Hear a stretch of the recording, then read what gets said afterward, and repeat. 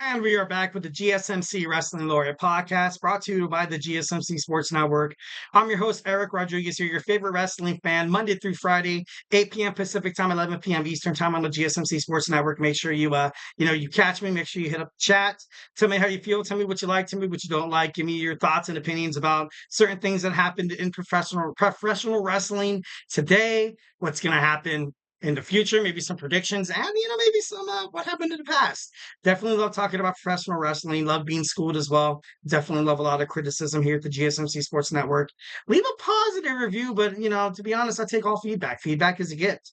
So just kind of reiterate what we talked about. Our segment when we talked about our WWE NXT review, we had our AEW Dynamite 250 preview, and now we're going to jump on into our top 10 men's wrestlers. But before we do that, I want to remind you guys to use the GSMC Sports Network, the GSMCPodcast.net, to hit up the tips and donations link. We get a number of questions from viewers like you that come in during the show, so do not be shy.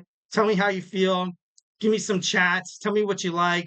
Tell me what you don't like. Tell me what you want to see in professional wrestling, what you think will ultimately make it better during the Paul Levesque era. Maybe some suggestions you have toward Tony Khan or, any other, maybe TNA, Ring of Honor, New Japan Professional Wrestling. This is what this podcast is designed for. Ultimately, I kind of wanted to, kind of simulate, having this podcast like you're sitting at a bar.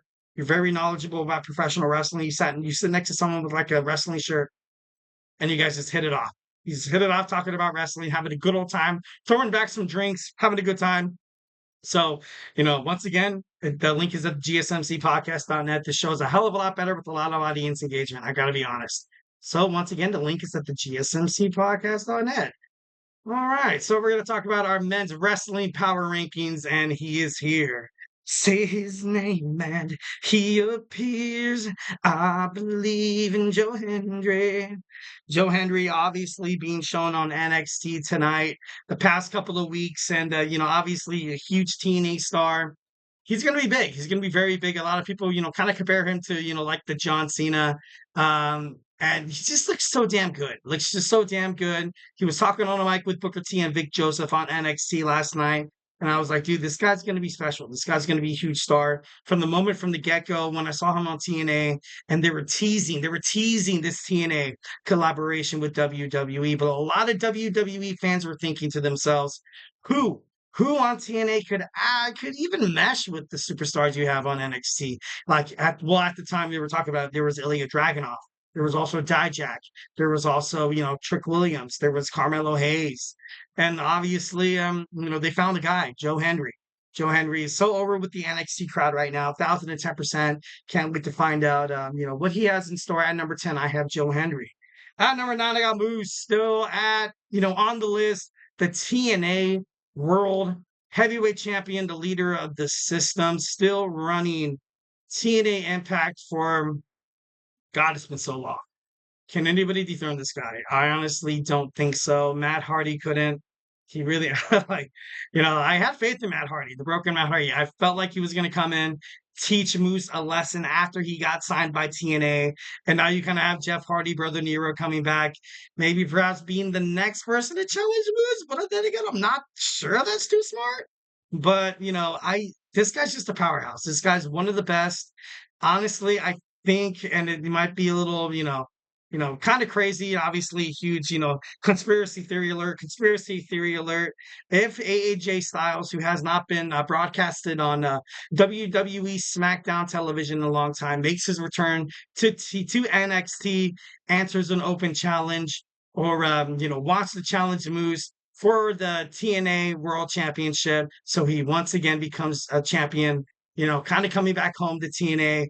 I feel like that'd be magic. I feel like that'd be, Money in the Bank would be so awesome to see, kind of go back to my roots, AJ Styles, going back to your roots, man.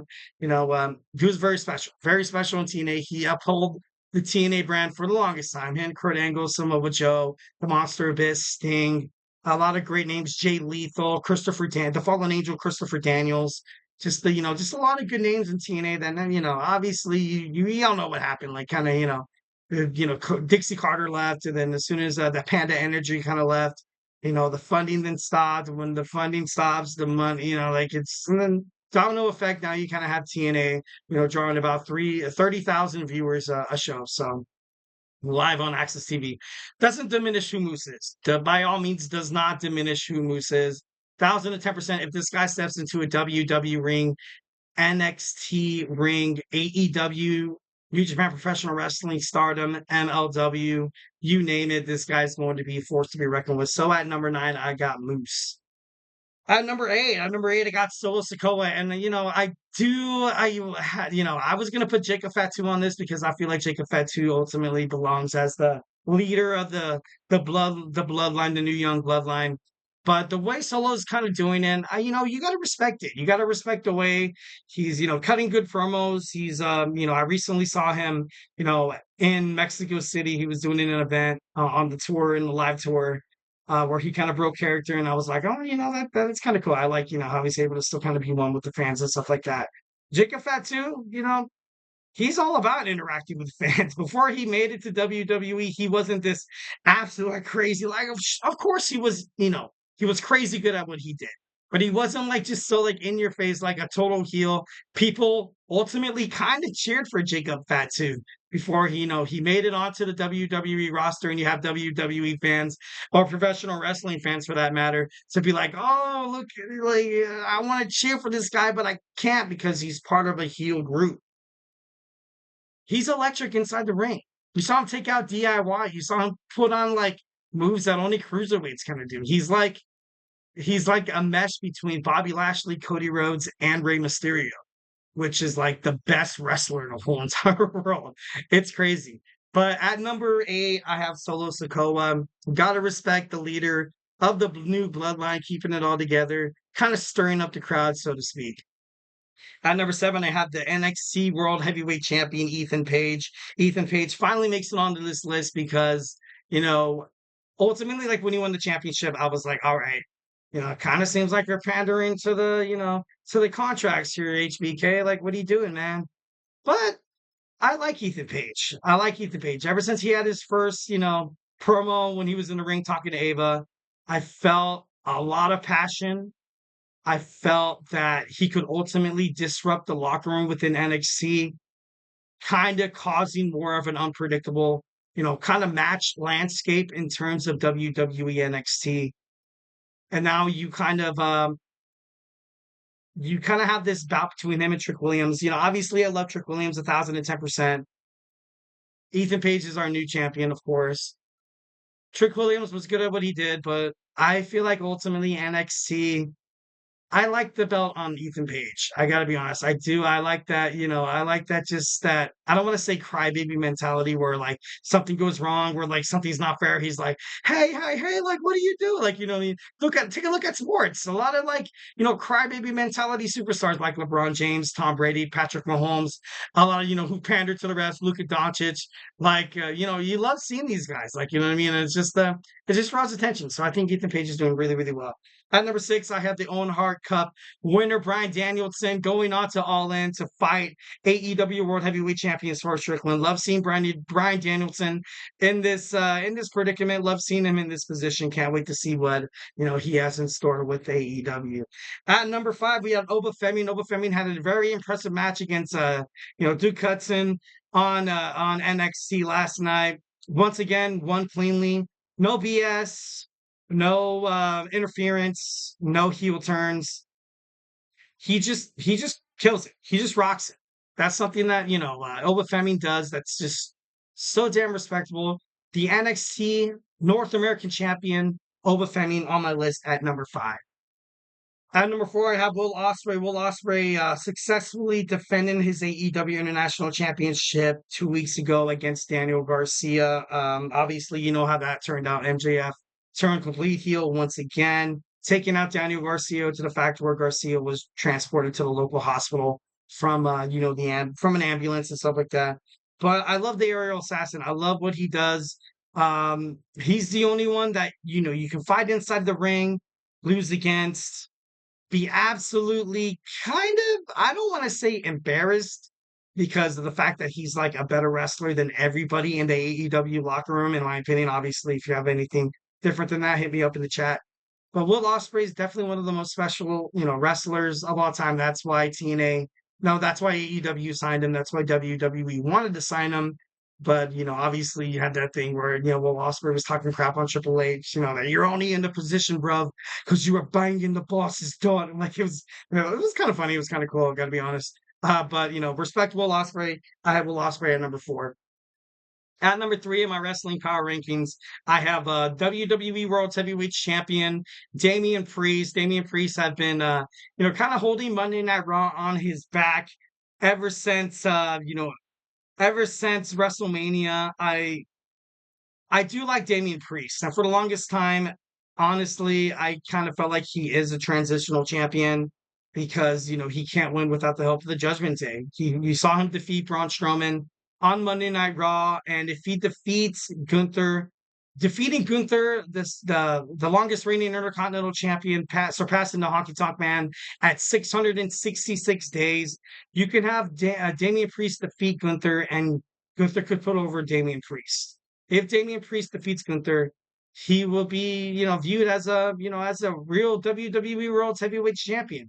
And of course, after that, then you're going to have him leave in the Judgment Day. I ultimately feel like, Damian Priest and Rhea Ripley are kind of over the Judgment Day at this time, in this position and stuff like that. So, yeah, honestly, it's kind of crazy. I have a chat from my man Anthony Mazzano. Do you think WWE changes the name of two new female superstars who just signed? Had a choice, would you bring what would the ring name be? I think I read that kind of long. It's do you think WWE needed two ring? If you had a choice, what would be their ring names? Well, the two new females from WWE recently signed is Stephanie Vaquer and also Julia from Stardom. I would have changed their name. I feel like ultimately something that WWE has done that, as opposed to when people leave WWE, you see them change their names because WWE smart enough to trademark it to the point where it's in a different market like AEW, New Japan Professional Wrestling, Ring of Honor, TNA. They're going to use that publicity. They're going to use that CMLL, Stephanie Vaquer, and they're also going to use that Stardom of Julia. So, if I had a choice, what would be their ring names? Oh man, that'd be if I was a WWE executive, like, I'm just kidding. No, but honestly, I wouldn't change their ring name. Honestly, I feel like they're both kind of perfect the way they are. Can't wait to see what they do and what can do, the way they kind of end up within WWE. So, definitely, on my hands and knees waiting for that to happen, when they decided to challenge Roxanne Perez for the NXT Women's World Championship. At number 2, I have Cody Rhodes. Cody Rhodes, the American Nightmare, the WWE Undisputed Champion, comes on this list at number 2. I had him at number 1 for the longest time. Cody Rhodes is, ushering this new era of, Paul Levesque. I feel like overall he's been doing really, really good. There's been a lot of WWE criticisms, a lot of professional wrestling social media landscapes saying that he's a boring champion. He's a better chaser than a better title holder. And I think, I don't think that's correct. I don't think that's correct. I think Cody Rhodes is, he still, proves dividends every single time he walks through obviously he has one of the most popular entrances in WWE. So, at number 2, I have Cody Rhodes. At number 1, of course, I have my man, Swerve Strickland, the AEW World Heavyweight Champion. Talk about a man who has had to prove himself from the get-go. This guy's had successful title defenses after successful title defenses. Now he has AEW on his back, something that I was kind of mentioning beforehand, that, you had Cody Rhodes leave, you had CM Punk leave, Jack Perry was suspended, so was the Young Bucks, Kenny Omega, and Hangman Adam Page for a little bit, when obviously now you have Kenny Omega, going through like surgery and stuff like that. So Swerve Strickland, I feel like he's number 1. I feel like 1,010%. Number 1, Swerve Strickland. Definitely love Swerve. Definitely love the way he kind of handles that. And I got another message from my man Mazzano. Honestly, I'm getting tired of Cody as a baby face. I don't think the American Nightmare gimmick works as a baby face. That's more of a heel gimmick. I would love to see Cody Rhodes in a heel. Absolutely. That would be so badass. Oh my God, that would be super awesome. And I feel like, that's definitely coming. Even Cody Rhodes said in a conversation with WWE and also inside sources that he wouldn't be against going heel. Honestly, you have this professionalism of Cody Rhodes. He comes out in the suit, comes out badass. Just imagine if he comes out and be like, "Hey, like I'm better than all you guys" and stuff like that. I'm a better wrestler. I dethrone, but I feel like with the bloodline and Roman Reigns coming back, it'd be kind of hard to see Cody Rhodes kind of in that heel kind of landscape. But it would make for great TV, 1,010%. If Cody Rhodes win heel, Solo Sikoa win heel. Well, although Solo Sikoa's already heel, but if you had Roman Reigns comes back as a total babyface, something WWE has trying to establish within the last decades. If he came back, won his championship back from Cody, babyface, that would be pretty epic. Did you have any NXT guys in your top 10? I did. I had Joe Hendry at number 10. I had Ethan Page at number 7, and I also had Oba Femi at number 5. So, definitely have those guys one of the, top, one of the top two. Well, obviously, Joe Hendry is, kind of dabbing his foot in TNA and NXT for a little bit. But yeah, so let's go to move on to our next segment. Now we have our women's. Now we're going to have our women top 10. Stay tuned to find out if your favorite women's wrestler is on my list. If not, hit up the chat link.